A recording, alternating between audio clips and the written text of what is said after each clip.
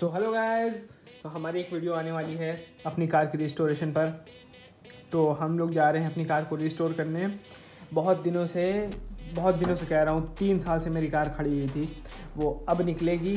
तो अब उसे हम रिस्टोर करने जा रहे हैं। उसमें हम काफ़ी कुछ काम करेंगे, तो हाँ, उस काम को देखने के लिए हमारे साथ जुड़े रहिए और सब्सक्राइब और लाइक करके ही जाइएगा। Okay, thank you. ये है हमारी वो कार जिसे हम रिस्टोर करने जा रहे हैं। फ़िलहाल तो हमने धो के खड़ी कर दिया है।